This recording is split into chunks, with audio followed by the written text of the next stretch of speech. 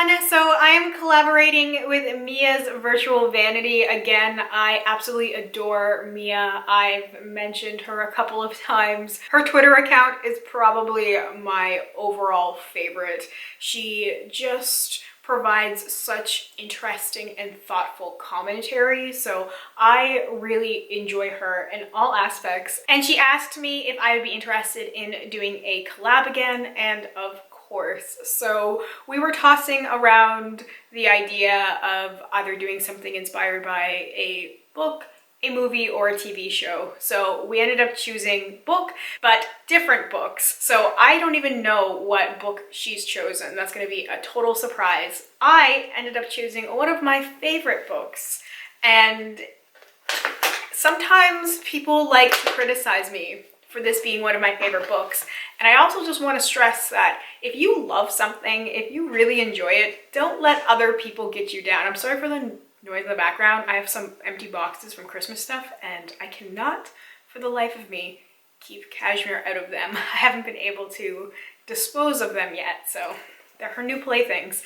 But one of my favorite books is Valley of the Dolls by Jacqueline Suzanne. And a lot of people are like, But have you read this book? It is so engaging, it's so good, and it's so very of a time.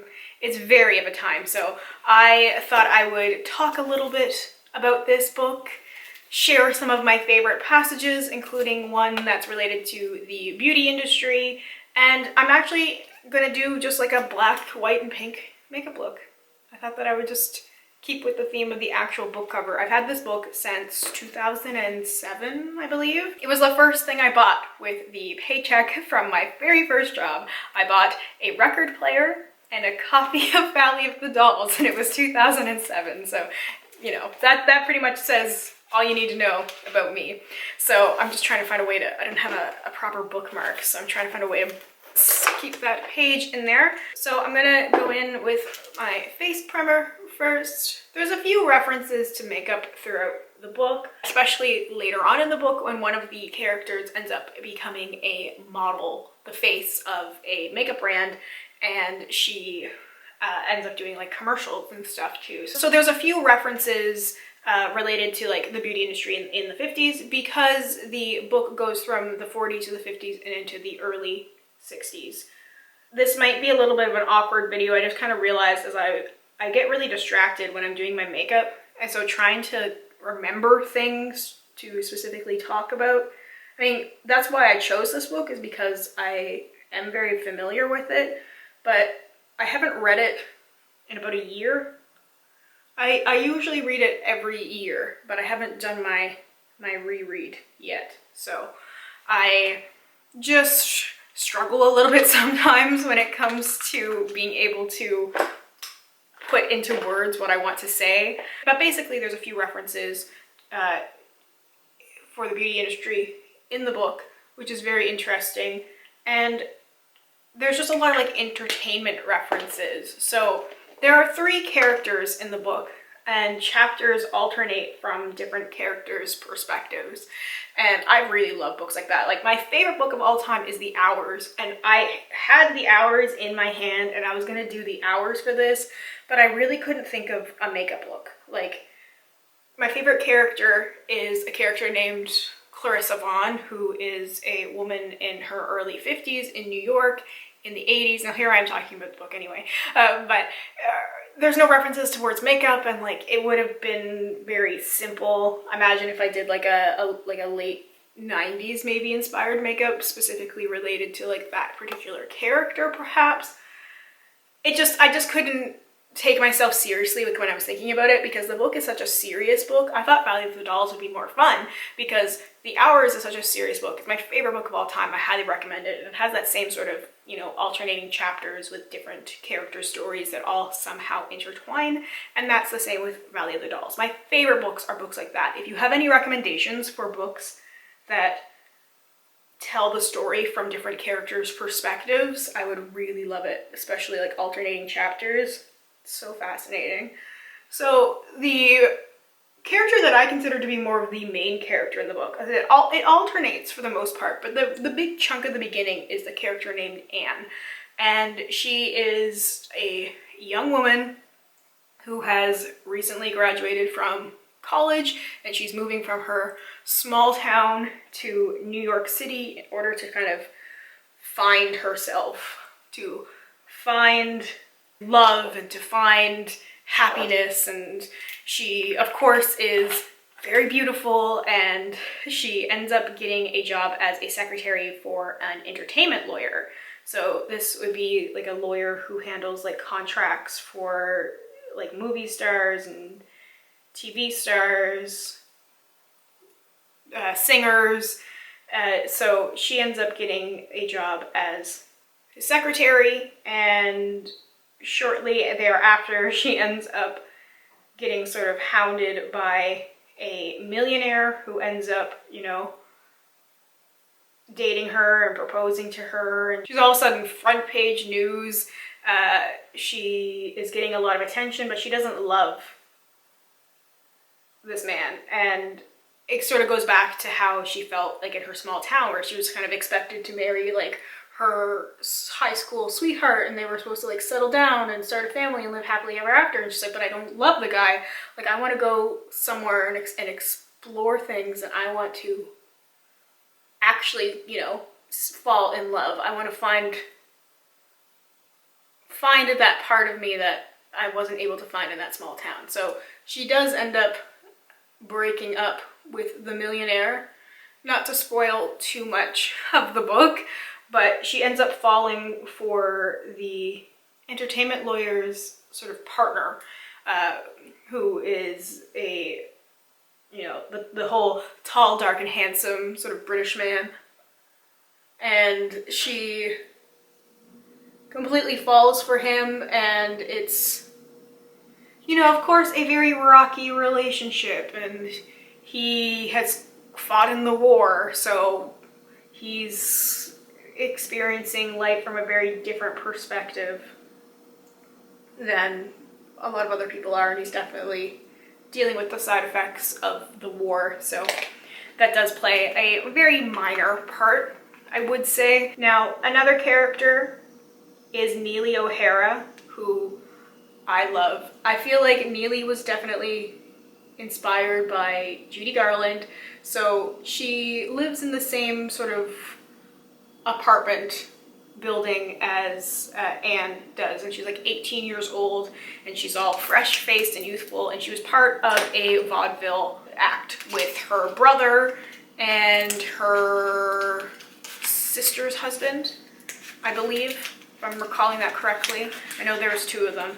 And she has just like a natural talent, and the act ends up getting cast in a Broadway show, and one of the major star is one of the entertainment lawyers. I just decided to jump into lipstick first.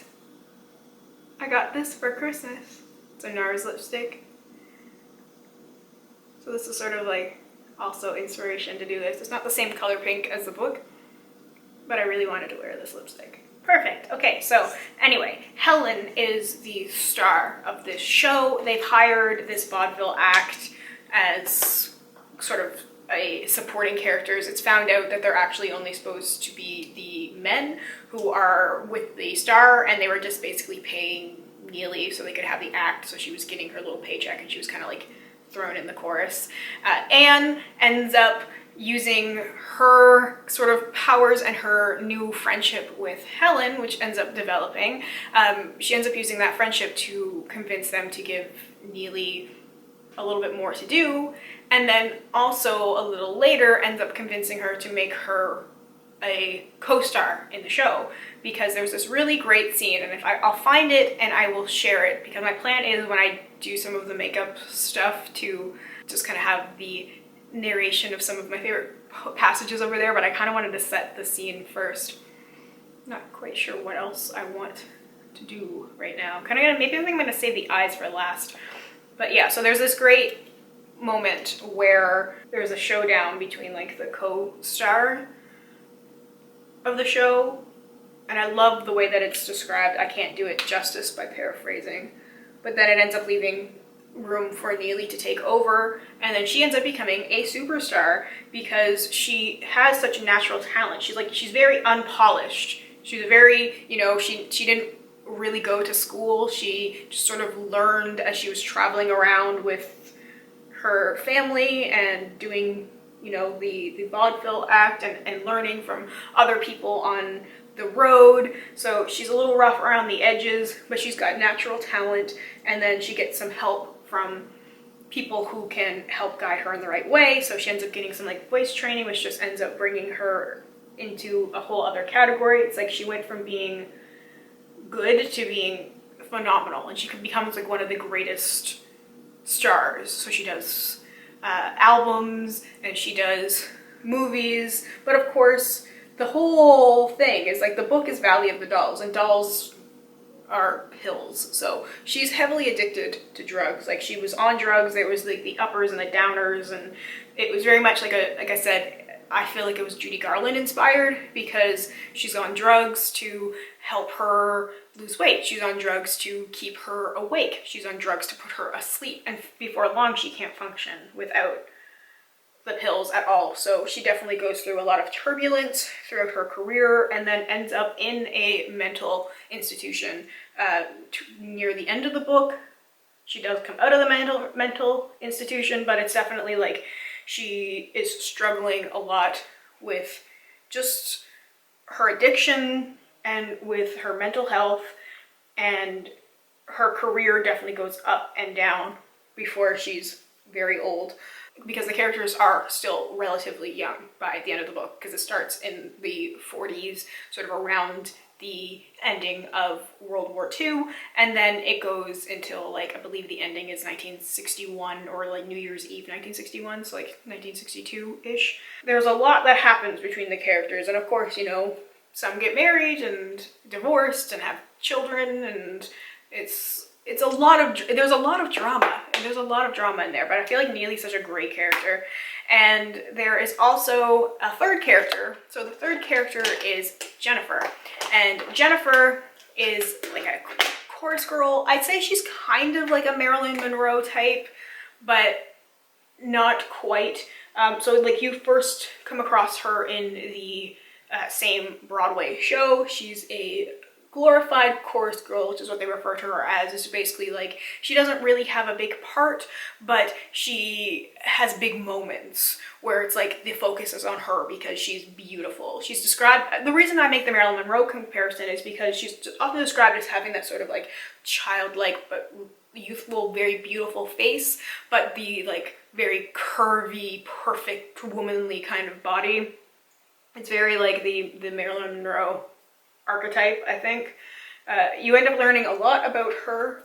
It's her struggles. She was lying about her age because she was trying to play younger so she could stay really successful. She had been married to a like Italian prince, and turned out that he had no money and like nothing of any value. So they were basically just, you know, poor, living in a giant castle with absolutely nothing, and that's not what she wanted to do. So she thought like, well, you know, I'm beautiful, people are always telling me I'm beautiful, so I'm going to make myself a star. I'm going to make myself a little bit younger. She ends up reinventing herself a couple of times. She gets some plastic surgery, you know, like the facelift kind of thing, which they talk about, and how it ends up making her look so much younger, and she pretends to be a few years younger than she actually is. And she ends up doing sort of artistic pictures, basically nude pictures in France, which is this whole thing that's talked about how she's not doing it for the sake of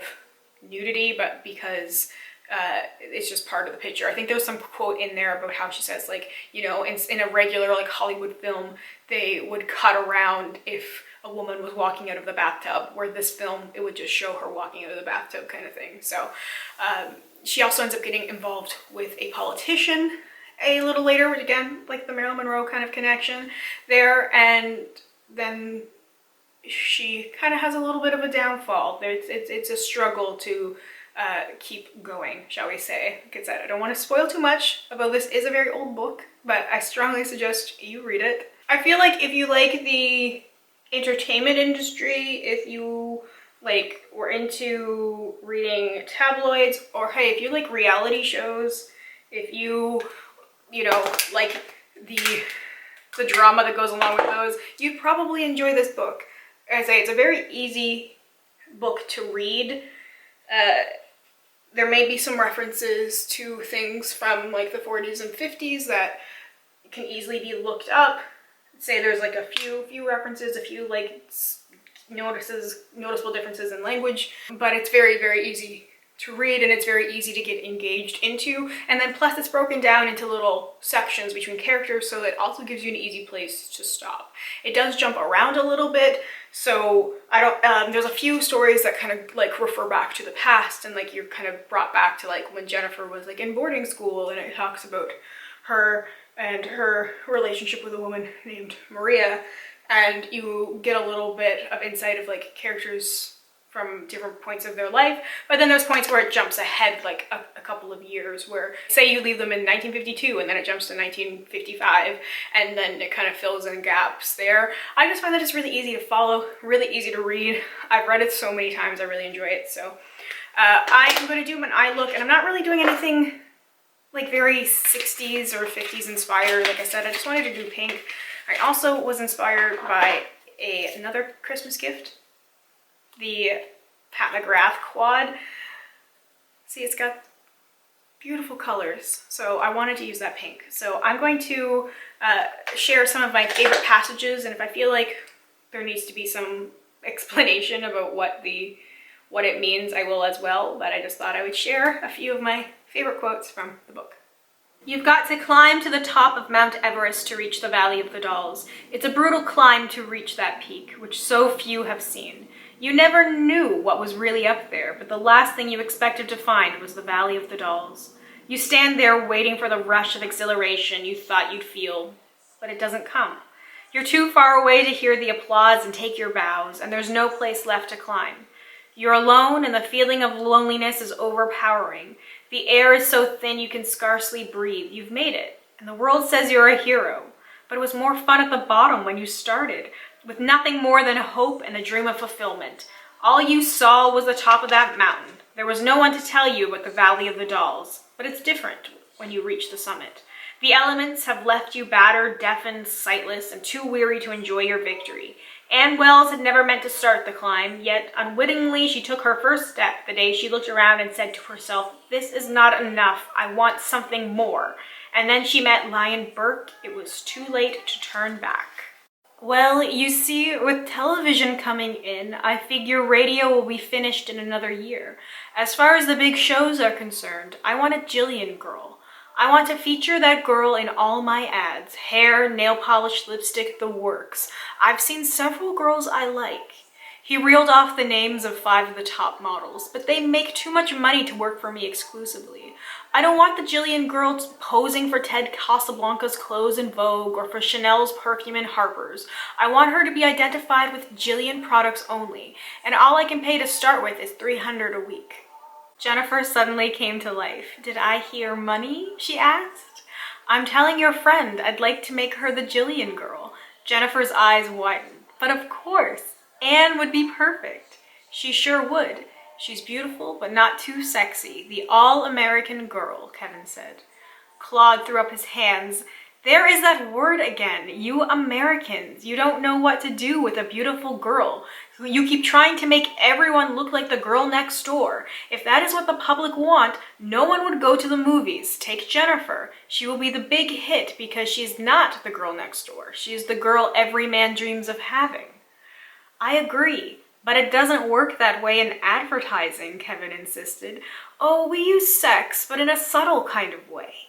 Anne is beautiful, but she has the type of beauty women can identify with. A college girl or young matron will think she can look like Anne if she uses our product, but she would never think she could look like Jennifer. You're selling escapism in pictures. I'm selling a product. Anne is right for my product. People won't stop to think that it's her fine bone structure that does it, or the way her eyes are spaced, or the thickness of her own lashes. They'll think if they use the same product, it will happen to them. Her kind of beauty doesn't frighten them. Jennifer's would." Gil, it's Helen's biggest show, Henry said, as they all sipped at the weak bar scotch. That's how I see it, dear boy, Gil said with a hearty smile. A little cutting here and there, and it comes in exactly as it is. I won't need Boston. We'll be able to do it with just 4 weeks in Philadelphia.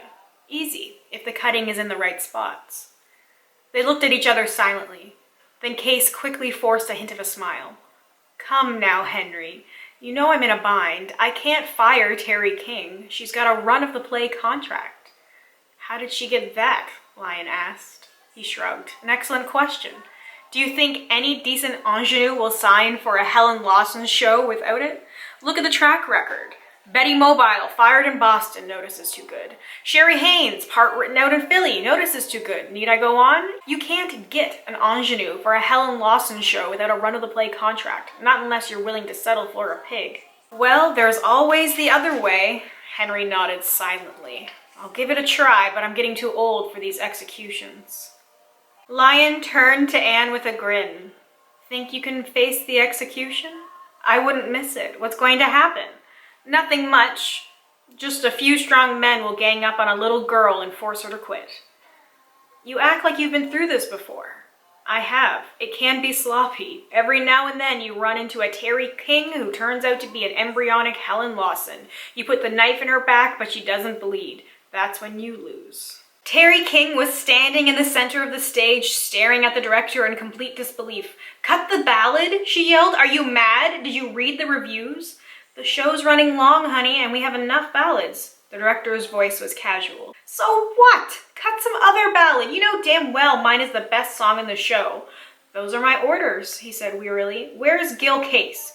He's not here. He's busy with the writers. Do you realize if the love scene is cut and the ballad goes, it leaves me with 2 lines in the first act and a rhythm number in the second, and that's all?